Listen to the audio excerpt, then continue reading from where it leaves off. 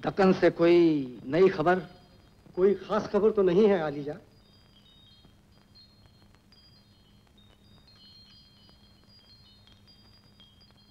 अब मैं आप लोगों को एक किस्सा सुनाना चाहता हूं, इतने से चूहे का। चूहे का? चूहे। जंगल में एक बड़ा भारी हाथी था। एक छोटा सा चूहा उसके सामने दाखिल हुआ। हाथी और उसके साथी मौज में उसका कूदना भागना देखते रहे। थोड़ी देर में चूहा हाथी के पैर पर चढ़ गया। हाथी हंसता रहा। चूहा उसके पीठ पर चढ़ गया। सब देखते रहे।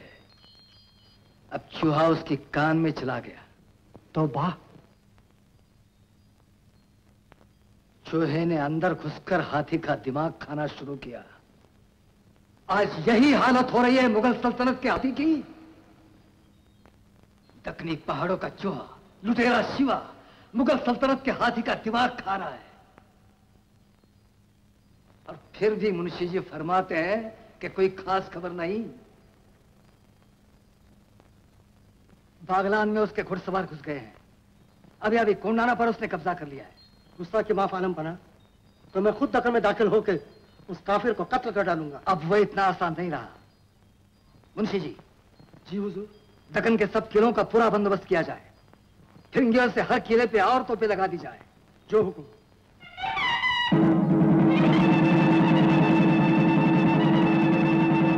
जय भवानी, जगदम्ब जगत जननी, सर्वमंगल मांगल्ये शिवे सर्वार्थ साधिके, शरण्ये त्र्यंबके गौरी नारायणी नमस्तुते। जगदम्ब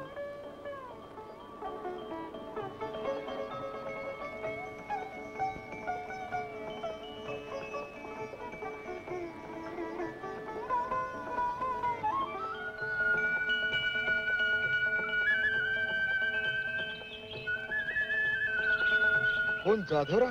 जी महाराज। तुम्ही अचानक गडावर आलात? आदमवाडीची माणसं आपल्याकडे काय तक्रार घेऊन आल्याचं कळलं. म्हटलं आपलं दर्शन घेऊन ते बी सपवून टाकावं. असं? जाधवराव जी बाकी खबर? महाराज बसून बसून वाल्मिकी सारखी वारुळ अंगावर मातायला लागल्या.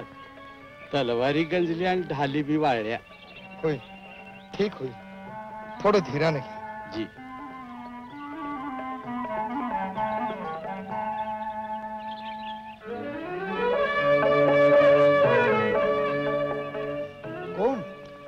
मी भिवा महाराज.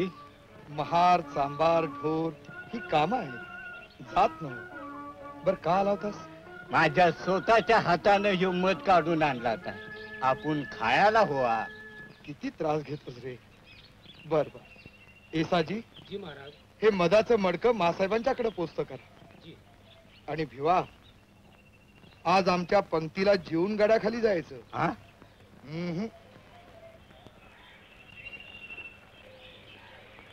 रहम! शिवाजी राजे रहम! रहम खुदा से मांगो.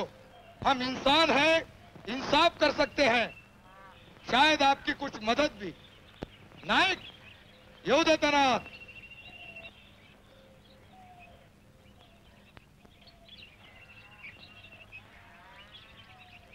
महाराज आपले दर्शन झालं.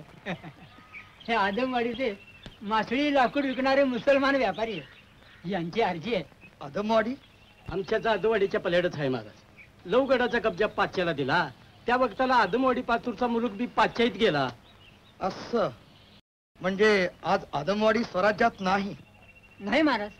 मग आमच्याकडे त्यांची कसली अर्जी? नहीं महाराज. हाँ, आपके ये जादवराव साहब है ना, इन्होंने हमारे 10-12 आदमी, गाड़ी बाड़ी, सामान आज 8 दिन तक अपने कब्जे में रखे हुए हैं. हुकुम झाला तर मी बोलतो महाराज. बोला. आदमवाडी पाच्यात गेली तेव्हापासून आदमवाडीच्या माणसांनी मधली वड्याचे हात वलांडून जाधववाडीच्या हद्दीत उचली गेली सुरू केली. पूर्णातलं गावात न्यायला लागलं, गुरं चारायला लागलं, झाडं तोडून गाड्या भरून न्यायला लागलं. आम्ही तेच ती मना केली पण ती पडली पाचशेची रयत. क्या ये बात सच है? नहीं महाराज, इधर उधर कुछ हुआ होगा. पहले हम लोग आपकी ही रैयत थी.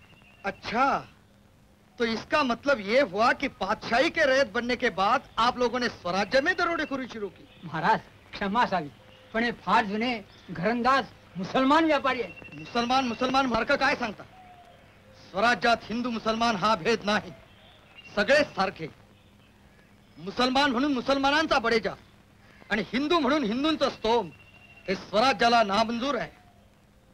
हिंदू मुसलमान हा भेद तुमच्या बादशाहीत असेल कदाचित. आणि तुम्ही कोण? मी गुहागरचा पंडित आहे. पंडित आहात की नाही माहित नाही, पण उचापतखोर मात्र जरूर दिसता. जा तुम्ही. तो फिर बादशाह सलामत के हुजरात में हमें फिरियाद दाखल करनी होगी. तातडीची खबर होती महाराज. तू ऐकणार नाहीस आम्हाला ठाऊक आहे. बोल. शहनशाह औरंगजेबानं कब्जा असलेल्या सर्व गडावरती दाणा गोटा, दारू गोळा आणि तोफा सुद्धा दरोबस तयार ठेवण्याचा हुकूम सोडलाय. दिल्लीवरनं ताबडतोब कुमक निघणार आहे. झाली तुझी खबर?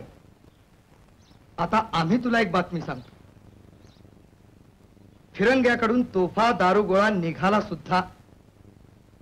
8-15 दिवसात त्या तोफा प्रथम लोहगडावर चढवल्या जातील. महाराज, आपल्याला कर्णपिशाच्य वश आहे काय? आहे तर. त्याचं नाव बहिर्जी नाईक.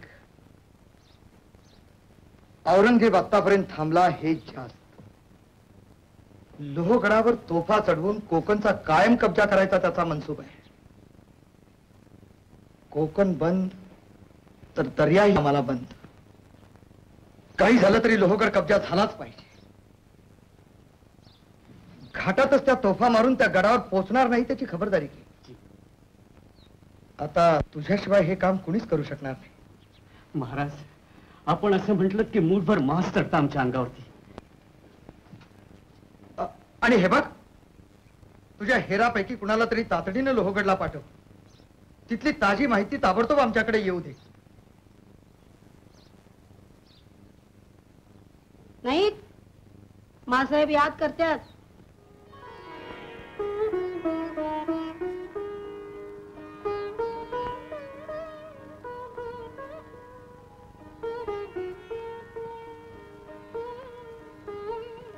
मी बहिर्जी आलोय महाराज. गावाकडे गेला होतास काय? नाही जी, पर आता जाणार आहे. तुम्ही लग्न कशासाठी करता रे? बाकी तुम्ही सगळे शोभाचे सवंगडी. तुम्हाला घर नाही, दार नाही, बायको नाही, पोर नाही. अरे होय, मगाशी तुला एक सांगायचं राहूनच गेलं. जी. आमच्या लांबच्या पाहुण्याचा एक पोरगा बच्चाजी इथं आलाय. जी. भाबडट आहे पण गरीब आहे. त्याला तुझ्या हाताखाली घेऊन शिकवशील तर बरं होईल. त्याला हेरच व्हायचं आहे म्हण. आपण काही काळजी करू नये महाराज. गावाकडे जा जी महाराज. आणि अनुसयाला सांग. जी महाराज. मुजरा महाराज.